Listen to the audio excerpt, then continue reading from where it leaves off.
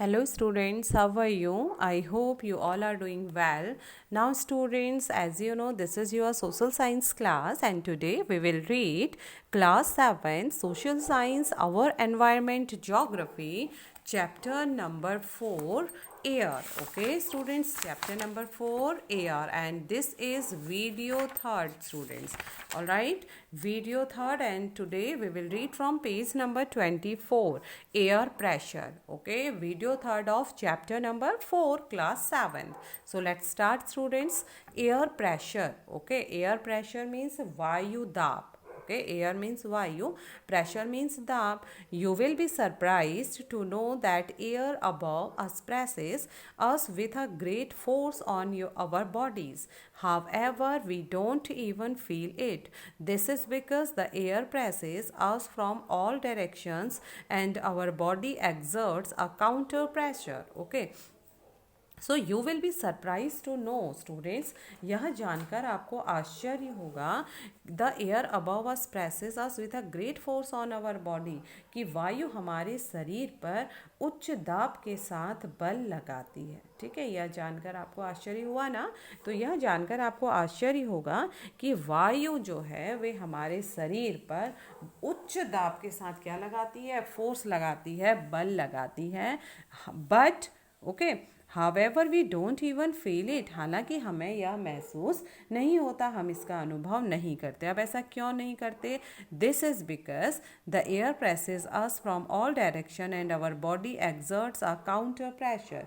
वह इसलिए हमें इस वायु दाब का एहसास नहीं होता क्योंकि वायु का दाब हमारे ऊपर सभी दिशाओं से लगता है और हमारा शरीर विपरीत बल लगाता है. ठीक है, तो हमारा शरीर क्या होता है, चारों दिशाओं से उसमें क्या लगता है, एयर प्रेशर लगता है, वायु दाब लगता है, और इसी वजह से हमारा शरीर विपरीत बल लगाता है जिससे हमें एहसास नहीं होता कि हमारे शरीर पर वायु का दाब अत्यधिक लगता है. Okay, now air pressure is defined as the pressure. Okay, air pressure is defined as the pressure exerted by the weight of air on the earth's surface.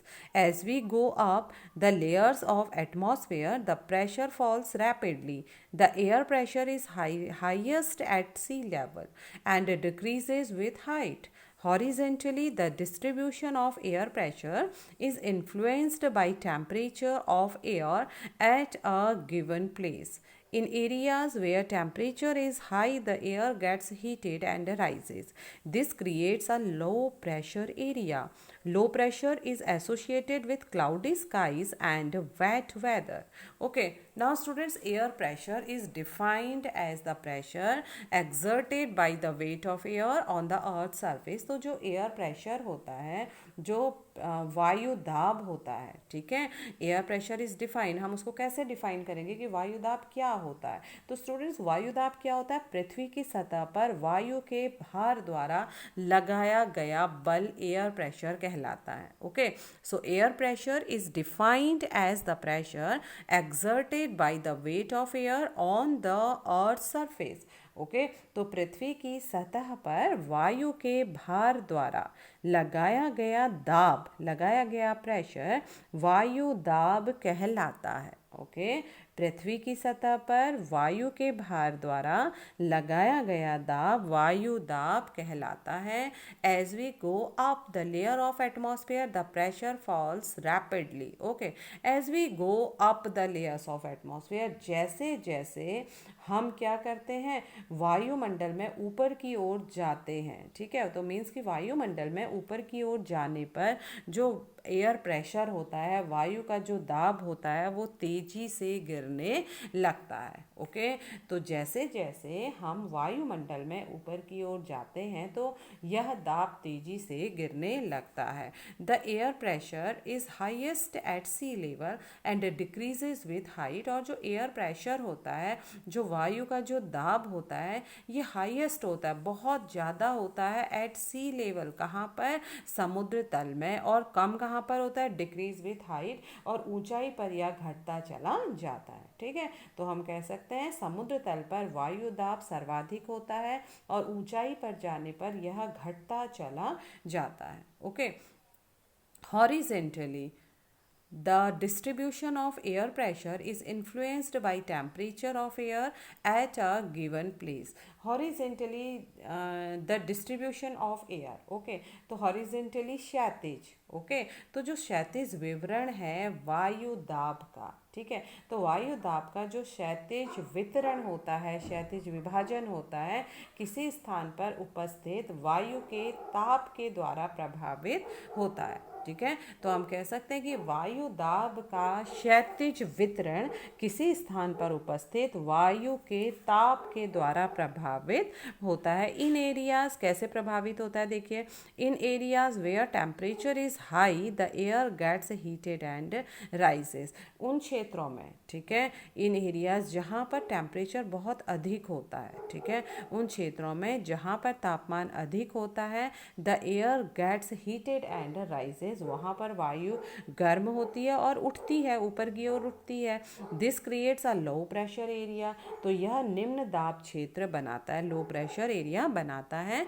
And low pressure is associated with cloudy skies and wet weather, okay, और जो low pressure होता है, जो कम निम्न दाब होता है, कम दाब होता है, इज एसोसिएटेड विथ, वो किससे एसोसिएटेड होता है, किससे जुड़ा रहता है, बादल युक्त आकाश से, ठीक है, आकाश में जो बादल होते हैं, बादलों से भरे आकाश में, एवं नम मौसम के साथ जुड़ा होता है, वेट वेदर के साथ जुड़ा होता है, ठीक है। तो स्टूडेंट्स क्या है कि पृथ्वी की सतह पर वायु के भार द्वारा, ओके, पृथ्वी की सतह पर वायु के भार द्वारा लगाया गया दाब वायु दाब कहलाता है, ओके, क्या कहलाता है, वायु दाब कहलाता है। वायुमंडल में ऊपर की ओर जाने पर दाब तेजी से गिरने लगता है। समुद्र स्तर पर वायु दाब सर्वाधिक होता है और ऊंचाई पर जाने पर यह घटता जाता है, ओके। वायु दाब का जो क्षैतिज वितरण होता है किसी स्थान पर उपस्थित वायु के ताप द्वारा प्रभावित होता है। अधिक तापमान वाले क्षेत्रों में वायु गर्म होकर ऊपर उठती है, यह निम्न दाब क्षेत्र बनाता है, ओके। निम्न दाब बादल युक्त आकाश एवं नम मौसम के साथ जुड़ा होता है, alright. In areas having lower temperature, okay, in areas having lower temperature the air is cold, it is therefore heavy. Heavy air sinks and creates a high pressure area. High pressure is associated with clear and sunny skies, okay. So in areas having lower temperature, कम तापमान वाले क्षेत्रों की जो air होती है वो बहुत ठंडी होती है, ओके, कम तापमान वाले क्षेत्रों की वायु ठंडी होती है। It is therefore heavy, और क्या होता है, ठंडी होने के कारण ये क्या होती है, भारी होती है, ठीक है। जितनी गर्म वायु होगी वो उतनी हल्की होगी, जितनी ठंडी वायु होगी वो उतनी गर्म होगी। तो क्या होता है, heavy air sinks and create a high pressure area, तो जो भारी वायु होती है वो सिंक होती है, ठीक है, और क्या करती है, उच्च दाब को बनाती है। High pressure is associated with clear and sunny skies, और जो हाई प्रेशर होता है, ठीक है, उच्च दाब के कारण जो हवा होती है क्लियर होती है और सनी स्काई होता है, मीन्स और स्वच्छ आकाश होता है। तो हम कह सकते हैं कि कम तापमान वाले क्षेत्रों की वायु ठंडी होती है, इसके फलस्वरूप यह भारी होती है, और भारी वायु सिंक होकर सिकुड़कर उच्च दाब क्षेत्र बनाती है, और उच्च दाब के कारण स्पष्ट एवं स्वच्छ आकाश होता है, okay.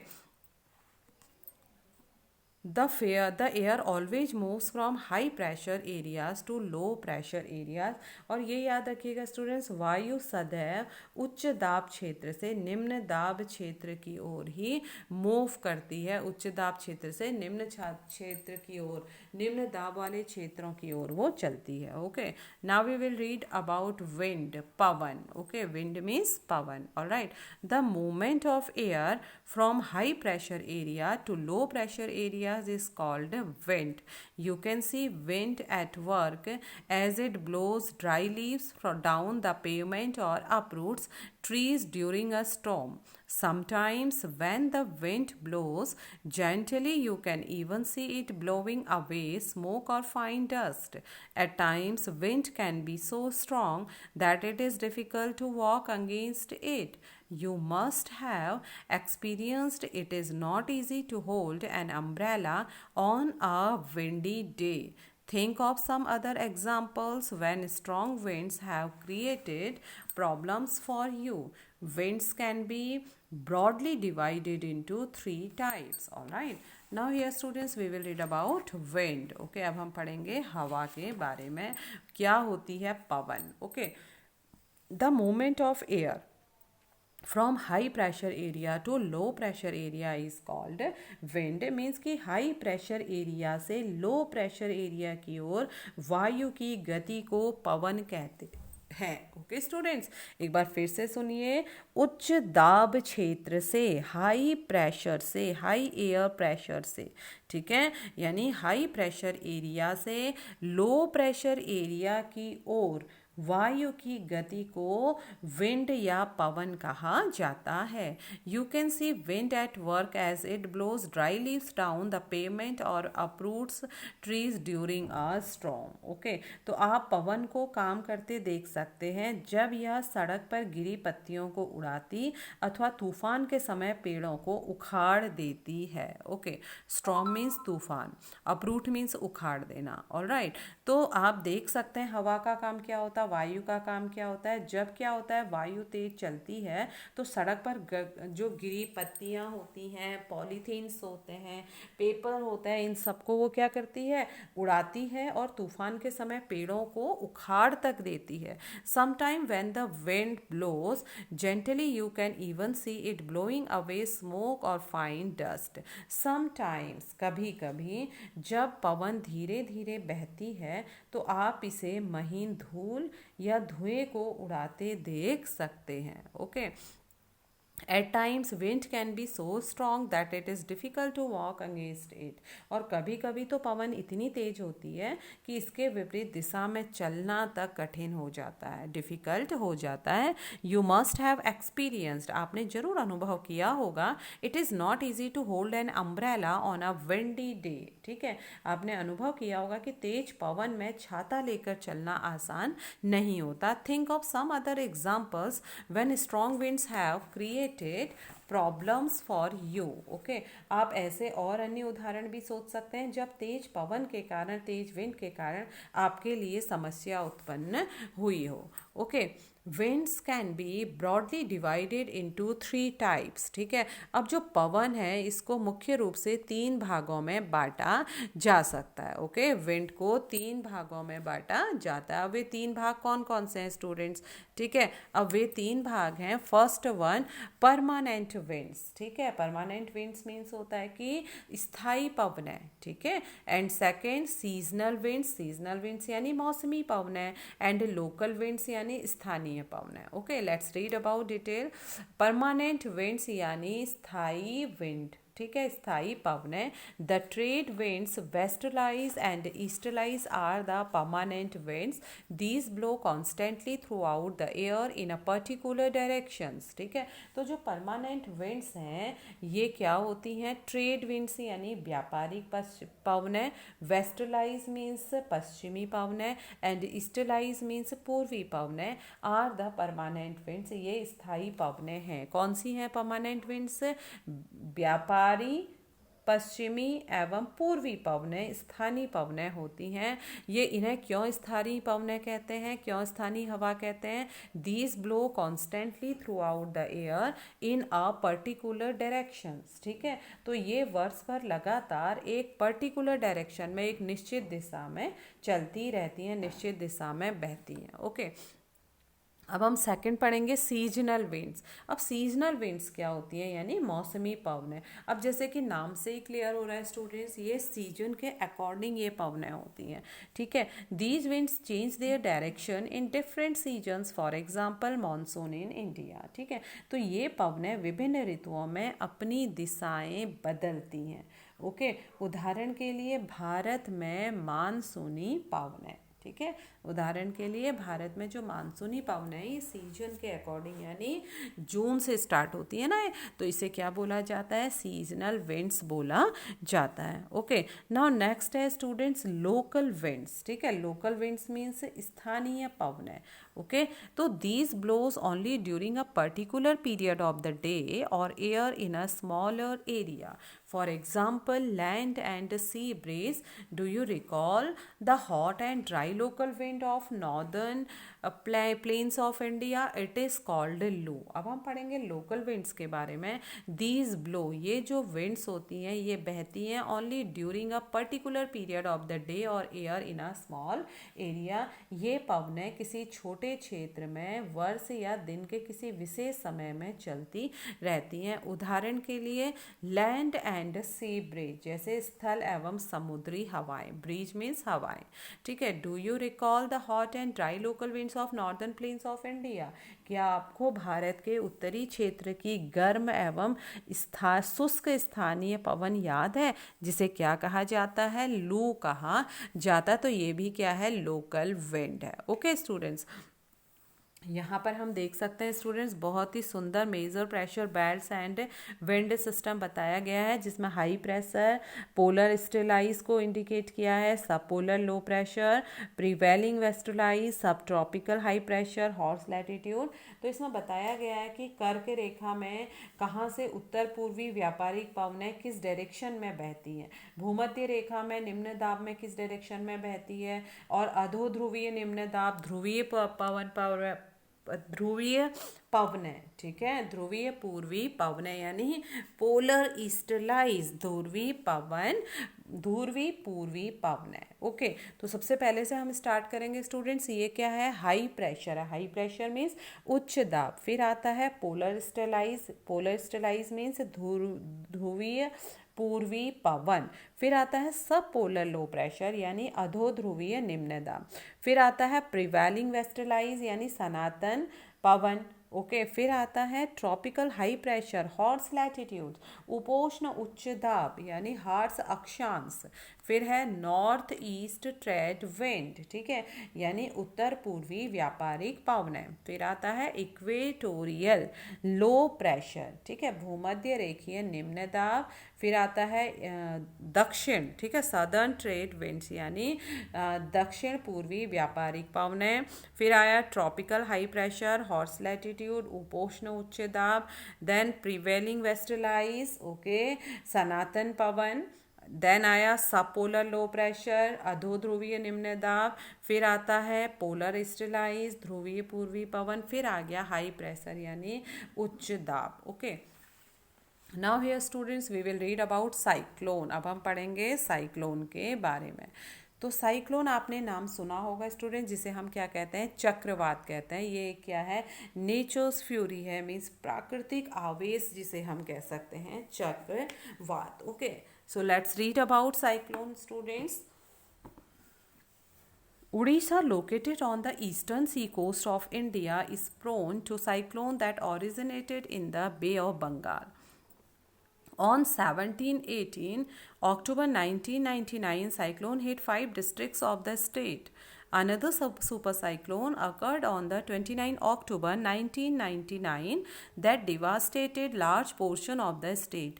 The damages caused were mainly due to 3 factors: wind velocity, rain and tidal surge. The winds of up to 260 km, okay, up to 260 km per hour lasted for over 36 hours. These high velocity winds uprooted trees and damaged the kacha houses. Rooftops of several industrial estates and other houses were also blown away. Power supply and telecom lines snapped completely. Heavy rain occurred under the influence of the cyclone for 3 days continuously. These rains led to flooding in the major rivers of Odisha.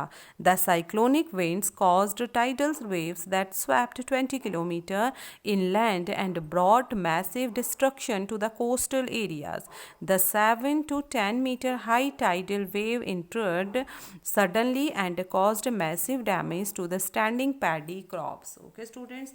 So now let's explain. Odisha, located on the eastern seacoast of India, is prone to cyclone that originate in the Bay of Bengal.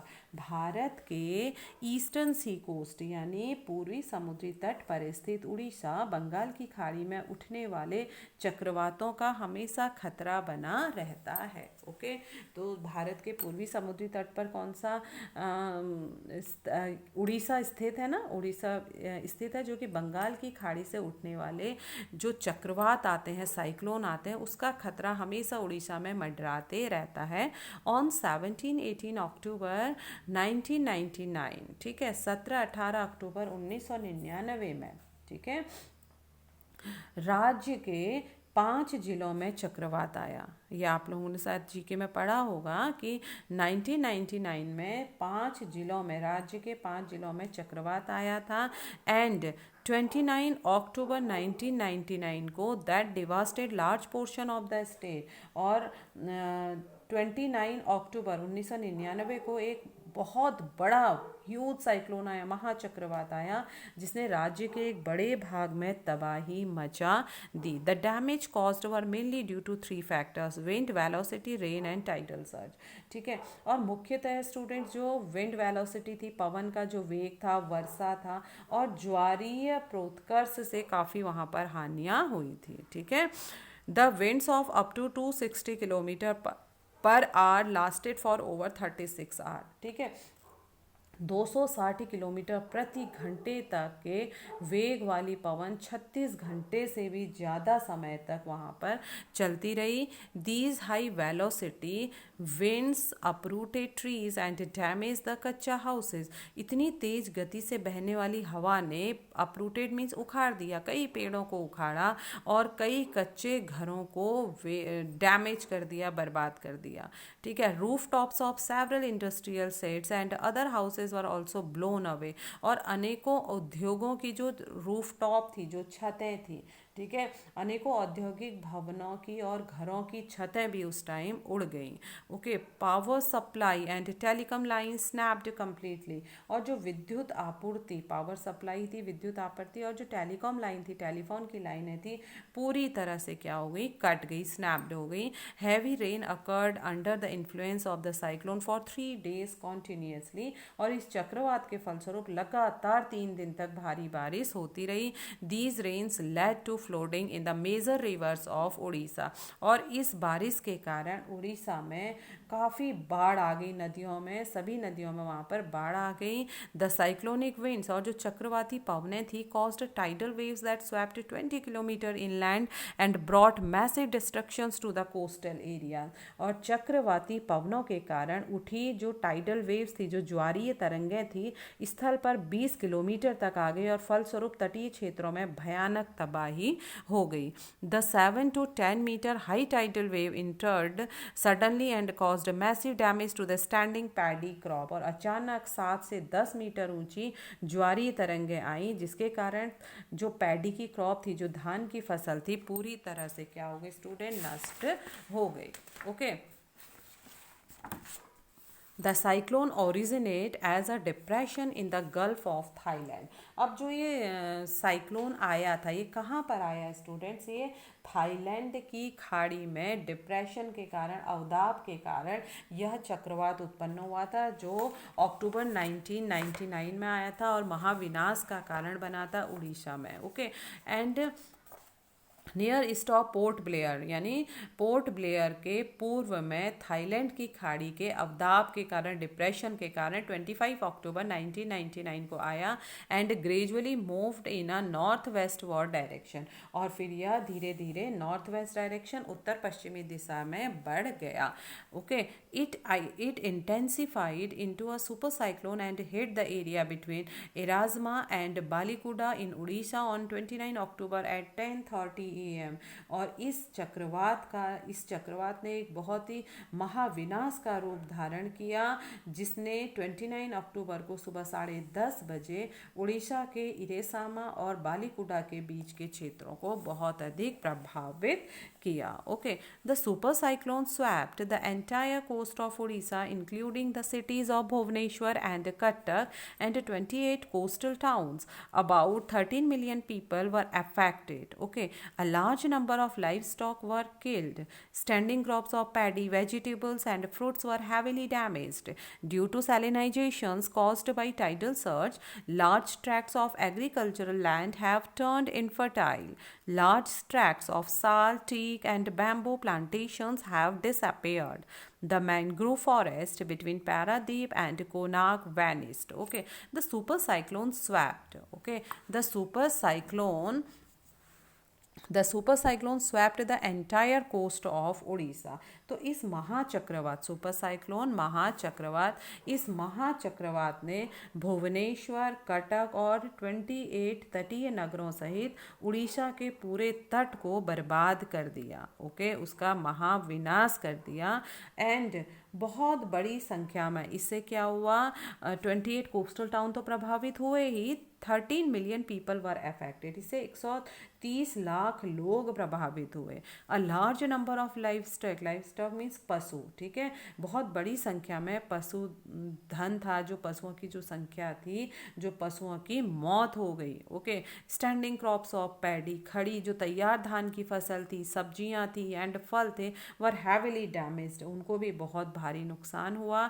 Due to सैलिनाइजेशन, okay, ज्वारीय प्रोत्कर्षण से उत्पन्न लवणता caused by large tidal surge, large tracts of agricultural land have turned infertile। इसकी वजह से ज्वारीय प्रोत्कर्ष की से उत्पन्न हुई लवणता के कारण कृषि योग्य विशाल भूक्षेत्र अनुपजाऊ हो गए, इनफर्टाइल हो गए। Large tracts of sal, teak and bamboo plantation have disappeared, और साल, सागवन और बांस के बागान वाले विशाल भूक्षेत्र भी नष्ट हो गए। The mangrove forest, okay, the mangrove forest between Paradip and Konark vanished means खत्म हो जाना, ठीक है। पारादीप और कोणार्क के बीच स्थित मैंग्रोव के जंगल लुप्त ही हो गए, खत्म हो गए। ओके, अब हम पढ़ेंगे स्टूडेंट मॉइस्चर के बारे में। क्या होती है मॉइस्चर, आर्द्रता क्या होती है। When water evaporates from land and different water bodies it becomes water vapour. Moisture in the air at any time is known as humidity. When the air is full of water vapour we call it a humid day. As the air gets warmer its capacity to hold the water vapor increases and so it become more and more humid. On a humid day, clothes take longer to dry and sweat from our body does not evaporate easily, making us feel very uncomfortable. Okay, अब हम पढ़ते हैं student moisture के बारे में। Moisture क्या होता है, आर्द्रता, ठीक है। When water evaporates from land and different water bodies, जब जल पृथ्वी एवं विभिन्न जलाशयों से क्या होता है, वाष्पित होता है, एवोपरेट होता है, वाष्पित होता है, तो यह क्या बन जाता है, यह बिकम वाटर वेपर, यह जलवाष्प बन जाता है। Moisture in the air at any time is known as humidity. तो क्या है स्टूडेंट्स, वायु में किसी भी समय जल वाष्प की जो मात्रा होती है उसे आर्द्रता कहा जाता है। When the air is full of water vapour we call it a humid day. जब वायु में जलवाष्प की मात्रा अत्यधिक हो जाती है तो उसे ह्यूमिड डे यानी आर्द्रता भरा दिन या आर्द्र दिन कहते हैं। As the air gets warmer its capacity to hold the water vapour increases and so it becomes more and more humid. जैसे जैसे एयर वार्म होती है, गर्म होती है, वायु गर्म होती है, तो इसकी जलवाष्प धारण करने की जो क्षमता होती है वो भी बढ़ती चली जाती है। और क्या होता है इससे, on a humid day clothes take longer to dry, ठीक है, increase and so it becomes more and more humid. तो जैसे जैसे वायु गर्म होती है तो इसकी जलवाष्प क्या होती है, धारण करने की क्षमता बढ़ जाती है और यह इस प्रकार और अधिक ह्यूमिड हो जाती है और अधिक आर्द्र हो जाती है। ऑन अ ह्यूमिड डे, आर्द्र दिन में, clothes take longer to dry, कपड़े बहुत ज़्यादा समय लेते हैं सूखने में, and sweat from our body does not evaporate easily, और हमारे शरीर से जो पसीना होता है वह भी आसानी से एवोपरेट नहीं होता, आसानी से नहीं सूखता और हम अनकंफर्टेबल यानी असहज महसूस करते हैं। Okay, when the water vapour rises it starts cooling. जैसे जैसे वाटर वेपर ऊपर उठता है, जलवाष्प ऊपर उठता है, तो यह ठंडा होना शुरू हो जाता है। The water vapour condenses causing formation of droplets of water. और कंडेंसेशन मीन्स संघनित। जैसे जैसे जलवाष्प संघनित होता है यह ठंडा होकर ड्रॉपलेट्स बनाता है वाटर की, यानी जल की बूंद बनाते हैं। Clouds are just masses of such water droplets. और बादल भी ऐसे ही जल बूंदों का एक संग्रह होता है, एक समूह होता है। When these droplets of water become too heavy to float in air then they come down as precipitation. जब पानी की ये बूंदें बहुत भारी हो जाती हैं, इतनी भारी हो जाती कि ये वायु में तैर ना सके, तब ये प्रेसिपिटेशन के रूप में, वर्षा के रूप में नीचे आ जाती हैं। प्रेसिपिटेशन मीन्स वर्षा। ओके, तो अब ये क्या होती हैं? वर्षा के रूप में नीचे आती हैं।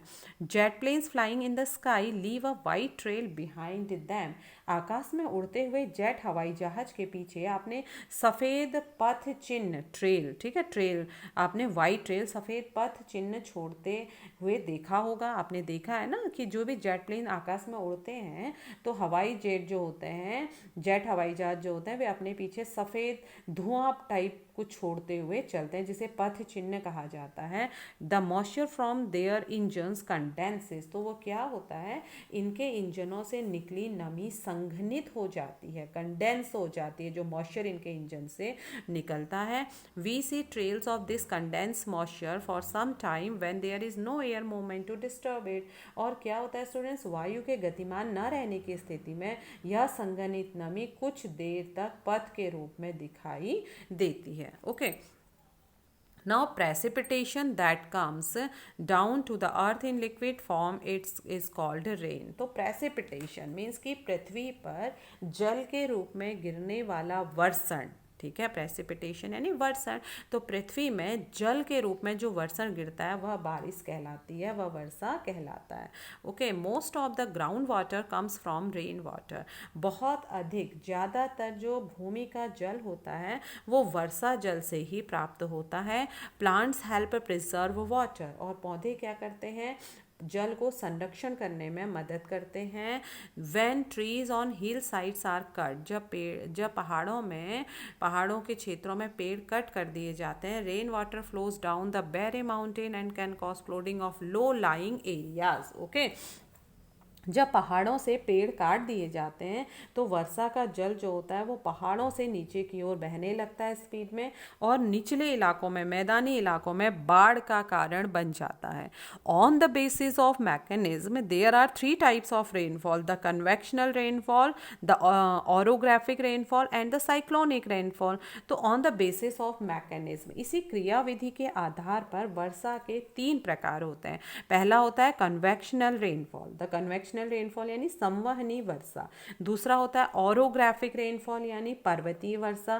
तीसरा होता है साइक्लोनिक रेनफॉल यानी चक्रवाती वर्षा। हम यहाँ पर फिगर 4.5 में स्टूडेंट्स इन तीनों रेनफॉल को देख सकते हैं, cyclonic, orographic and convectional. Okay, इसके डिटेल्स हम बाद में पढ़ेंगे नेक्स्ट फर्दर चैप्टर्स में। Rainfall is very important for the survival of plants and animals. जैसा कि आप सभी को मालूम है, वर्षा जो है वे सभी पौधे और जानवरों के जीवित रहने के लिए बहुत ही आवश्यक और महत्वपूर्ण है। It brings fresh water to the earth surface. वर्षा पृथ्वी की सतह में फ्रेश वाटर लाती है, ताज़ा जल प्रदान करती है। इफ़ रेनफॉल इज़ लेस, अगर बारिश कम होगी, वाटर स्कैरसिटी एंड ड्रॉट अकर, तो क्या होगा? वर्षा अगर कम हो तो जल की कमी, और ड्रॉट मीन्स सूखा पड़ जाता है।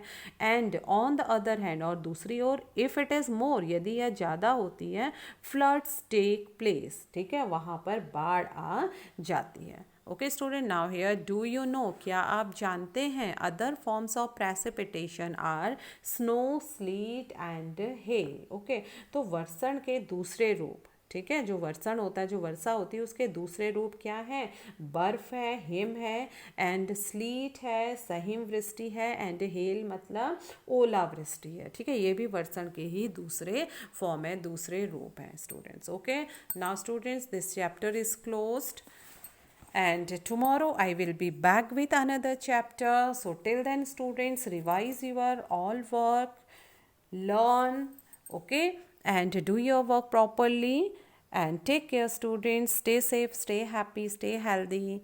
Thank you very much. Have a nice day.